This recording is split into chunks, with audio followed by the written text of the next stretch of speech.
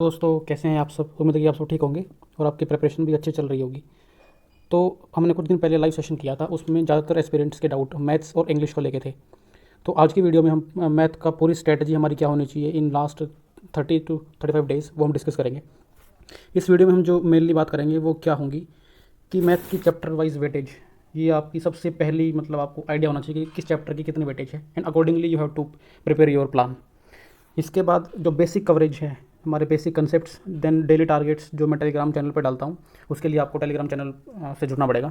Then best books, हमें कौन कौन सी बुक करनी चाहिए, like our Pinnacle for previous year questions. तो if you are covering Pinnacle, तो ये आपके लिए मतलब ये है कि आपका 80% जो आपका एग्जाम होगा वो PYQ बेस्ड ही होगा, तो वहाँ से आपका ये कवर हो जाएगा।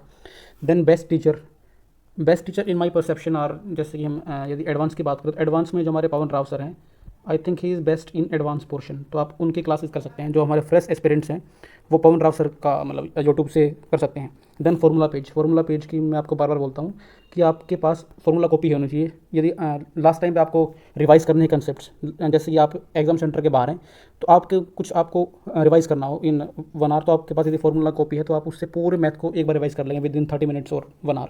तो वो आपको मतलब लास्ट मिनट के टाइम पे आपको बहुत काम आता है।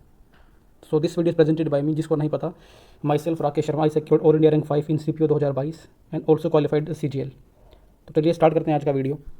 तो सबसे पहले जो हम देखेंगे यहाँ पे हमारा चैप्टर वाइज वेटेज क्या रहता है। जैसे ये हमारा आप यहाँ पे देख सकते हैं कि एडवांस पोर्शन में हमारे कुछ चैप्टर्स हैं। यहाँ पे क्या है कि चैप्टर का नंबर ऑफ़ चैप्टर्स कम है। जैसे हमारे यहाँ पे ज्योमेट्री, ये 5-6 चैप्टर हैं, बट इनका जो ओवरऑल वेटेज है वो आपका मोर देन 60 मतलब 50% है।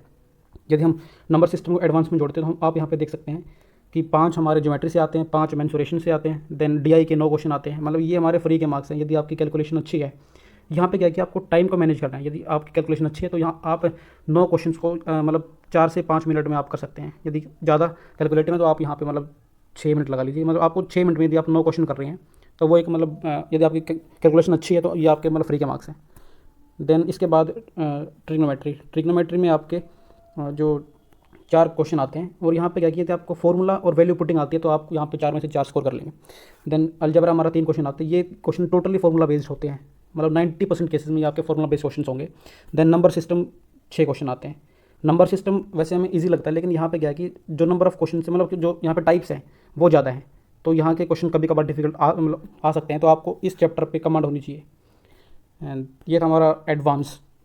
इसमें यदि हम देखें तो हमारा ज्योमेट्री है, इसमें फॉर्मूला से लगभग मतलब 50% से ज़्यादा क्वेश्चन फॉर्मूला बेस्ड होंगे। मेंसुरेशन में मोर देन 80% आपके यदि आपको सारे फॉर्मूला याद हैं कि volume of cuboid, volume of cube वगैरह, तो वो आपको बस वैल्यू पुटिंग करनी है। प्लस आपको वहाँ पे कैलकुलेशन के जो हमारे शॉर्ट ट्रिक्स होते हैं जो हम इस वीडियो में आगे डिस्कस करेंगे वो आपको आनी चाहिए। तो ये हमारा मैं कहूँगा कि ओवरऑल जो आपकी यहाँ पे फॉर्मूला कॉपी सबसे ज़्यादा यूज़फुल रहेगी इन एडवांस पोर्शन जो हमारे सारे चैप्टर्स हैं। इसमें ये 2 चैप्टर हमारे मेंसुरेशन और DI ये थोड़े से कैलकुलेशन बेस्ड होते हैं, अदरवाइज रेस्ट हमारा पूरा फॉर्मूला पे चलता है। तो इसके बाद हम यदि अर्थमेटिक की बात करें तो यहाँ पे सबसे जो ज़्यादा काम आएगी वो आपकी कैलकुलेशन होगी। यदि आपकी कैलकुलेशन अच्छी है तो आप अर्थमेटिक में आपको कोई प्रॉब्लम नहीं होगी, क्योंकि जो हमारे कंसेप्ट्स हैं वो सभी को आते हैं, बट जो गैप क्रिएट करता है वो हमारा कैलकुलेशन है। तो यदि हम यहाँ पे देखें कि जो हमारे परसेंटेज और रेशियो है, ये बिल्कुल बेसिक चैप्टर है, मतलब ये पूरे अर्थमेटिक का बेस है। यदि आपके ये 2 चैप्टर स्ट्रॉन्ग हैं तो आप, जैसे हमारा यहाँ पे टाइम एंड वर्क है, एवरेज चैप्टर, यहाँ पे आप पूरे क्यों रेशियो के उस पर आप सोल्व कर सकते हैं। यदि आपकी रेशियो पे कमांड है तो आप इनको डिकोड कर लेंगे कि आपको without going through the lengthy method आप किस तरह उसको रेशियो में कन्वर्ट कर सकते हैं। तो हमारे एवरेज के 1-2 क्वेश्चन आते हैं। इसमें क्या है कि एवरेज में आपको टाइप को पकड़ना है, क्योंकि यहाँ पे 2-3 टाइप हैं जो बार बार पूछी जाती हैं। देन टाइम एंड वर्क, ये अपने फ्री के मार्क्स हैं। यदि आपको रेशियो पे कमांड है तो आप इसको बहुत ईजिली कर लेंगे और बहुत कम टाइम में आप इसको सोल्व कर लेंगे। Then time, speed and distance, इस चैप्टर में थोड़ी सी प्रॉब्लम आती है क्योंकि यहाँ पे टाइप्स ज़्यादा हैं, मतलब अपना प्रॉफिट एंड लॉस और टाइम स्पीड डिस्टेंस में टाइप्स ज़्यादा हैं, इस करके ये थोड़ा सा डिफिकल्ट हो जाता है कवर करना। देन सिंप्लीफिकेशन में क्या है कि इस चैप्टर की क्या डिमांड हमसे कि हम बिल्कुल शांत होकर उसको सोल्व करें। हालांकि ज़्यादा डिफिकल्ट नहीं होते हैं, बट स्टिल यहाँ पे जो कैलकुलेशन एरर की बहुत चांसेस होते हैं। देन प्रॉफिट एंड लॉस के 4 से 5 क्वेश्चन आते हैं, क्योंकि यहाँ पे प्रॉफिट एंड लॉस में हमारा डिस्काउंट भी इंक्लूडेड है, तो यहाँ पे हमारे 4-5 क्वेश्चन हमें देखने को मिलते हैं। Then alligation and mixture, alligation यदि आपको आता तो आप एलिगेशन को हर चैप्टर में लगा सकते हैं। लाइक हमारा टाइम एंड ये अपना मतलब ये जो हमारे चैप्टर्स हैं यहाँ पे आप लगा सकते हैं उनको यदि आपको अच्छे से आता है। देन हमारा SICA में भी कुछ एलिगेशंस के मतलब पुट कर सकते हैं आप। मतलब इसमें इसके बाद यदि हम एस आई से आएगा तो यहाँ पे एक एक क्वेश्चन दोनों से आता है। और आजकल जो हमारा पैटर्न है उसमें इंस्टॉलमेंट पे ज़्यादा क्वेश्चन आ रहे हैं। मतलब पहले क्या था, इंस्टॉलमेंट्स पे क्वेश्चन नहीं आते थे, बट अभी लास्ट के 2-3 साल से यहाँ से क्वेश्चन हर बार पूछ रहे हैं। तो ये हमारा चैप्टर वाइज वेटेज जो हमने देखा। इसके बाद कैलकुलेशन में हम देखें, हालांकि इसके ऊपर हम बाद में भी थोड़ा बात करेंगे। तो यहाँ पे हमारी digit sum, unit digit, tens place, multiplication, division in one line, prime number use, multiplication, इस पे हम पूरा बात करेंगे आगे चल के। Then approximation. तो चलिए अब आगे देखते हैं। ये कैलकुलेशन के जो मेरे नोट्स थे वो मैंने यहाँ पे लिखे हैं। तो ये मैंने वीडियोस देखी थी पवन राव सर की, और आरबीई वाले सर ने वीडियोस के मैराथन कैलकुलेशन की मैराथन डाल रखी है, और ये पवन राव सर के जो उन्होंने कराया है 3-4 वीडियो में। तो यहाँ पे आपको यदि ये टेक्निक आती है कि how to multiply in one line, तो ये आपका इसमें आपका जैसे यहाँ पे वंस प्लेस आ गया, इसमें देन आपका टेंस प्लेस, 100 प्लेस, तो ये आपको यदि निकालने आते हैं without going through the lengthy process, तो ये आपके लिए बहुत यूजफुल होगा in saving your time in exam. Then ये हमारे स्क्वायर के टेक्निक, हमको 3 डिजिट का स्क्वायर निकालना हो, 4 डिजिट का निकालना हो, तो ये आप देख सकते हैं। ये नोट्स टेलीग्राम चैनल पे मैंने डाल रखे हैं पूरे। देन एग्जाम बेस्ड कैलकुलेशंस जो हमारी एग्जाम में काम आती हैं। अब टू 2 डेसिमल 1 डेसिमल पूछा है तो अप्रोक्सीमेशन लगाओ। तो अप्रोक्स यदि हमको मतलब डेसिमल के बाद 2 पॉइंट तक पूछा तो वहाँ पे अप्रोक्स आप यूज़ कर सकते हैं। जैसे हमारा इसमें हमने क्या किया है कि 82 को हमने मान लिया कि ये हमारा लगभग 81 है, तो हमें अप्रोक्स पूछा है तो हमारा लगभग सेम ही आएगा। देन जैसे हमारे यहाँ पे 13/53, तो आप यहाँ पे 13/52 लेके उसको लगभग उसका आपको आइडिया हो जाएगा। देन एक्यूरेट वैल्यू हो तभी हमें डिजिट सम लगाना है। तो ये कुछ टेक्निक्स हैं जो आपको वहाँ पे मतलब लगानी पड़ती हैं। देन हमारा डाटा DI में क्या है कि हमें एक बेस मानना पड़ता है, तो आप उसको उस अप्रोक्स, अब जैसे यहाँ पे हमारा हमने 100 मान लिया, तो यहाँ पे -4, और ये हमारा जो इसका नेट इफेक्ट होगा वो आपको प्लस माइनस करना, एडजस्ट करना है। तो ये हमारे इवन वाले सर ने DI के ऊपर पूरी वीडियो डाल रखी है, वहाँ ये आपके लिए बहुत यूज़फुल होगी। इवन पे जो हमारे भूपेश सर हैं उन्होंने DI की डाल रखी वीडियो पूरी, वो आप देख सकते हैं, बहुत यूज़फुल वीडियो है वो। अप्रोक्सीमेशन जैसे हमारा ये 30% है, इसमें अपना 10% निकालो, उसको 3 से वो करो, जैसे हमारा 35%, तो आप इसको तोड़ लीजिए कि 30 और 5, तो ये आपके लिए इजी रहेगा। देन डूइंग की 35 को आप डायरेक्टली करें।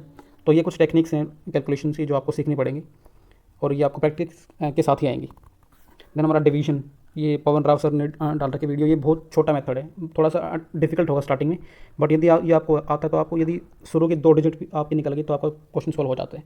तो ये बहुत यूज़फुल टेक्निक है, तो आप ये पवन राव सर की प्लेलिस्ट पे जाके देख सकते हैं। देन एडिशन सब्ट्रैक्शन में ऐसा सच कुछ है नहीं, ये आपको मतलब थोड़ा सा प्रैक्टिस ही करनी पड़ेगी।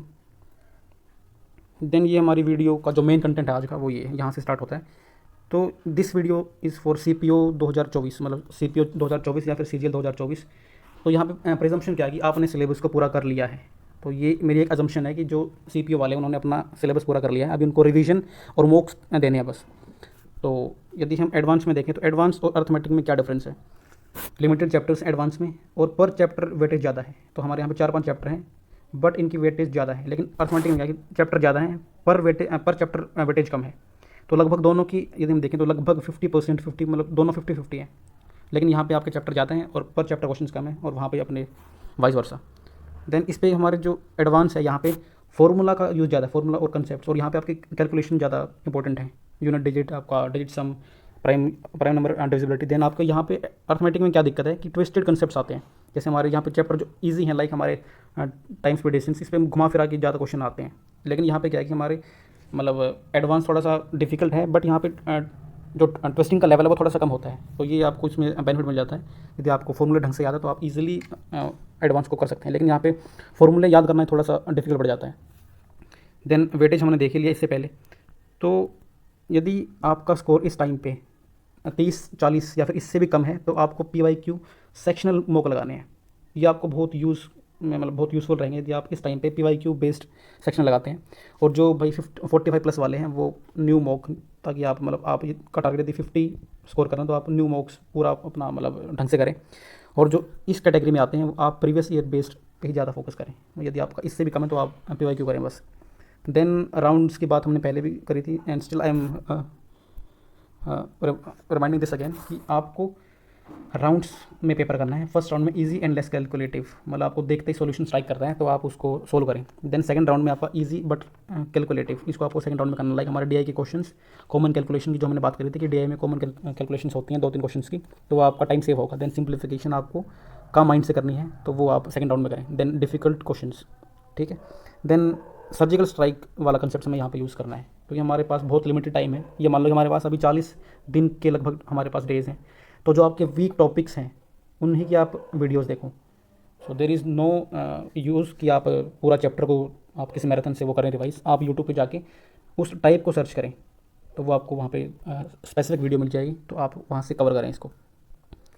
सो ये था हमारा। इसके बाद कैलकुलेशन में आपको क्या क्या क्या करना है, तो ये हमारी सबसे वो है, आपको सबसे पहले यूनिट डिजिट का कंसेप्ट आना चाहिए कि इसके यूनिट डिजिट हम कैसे निकालें।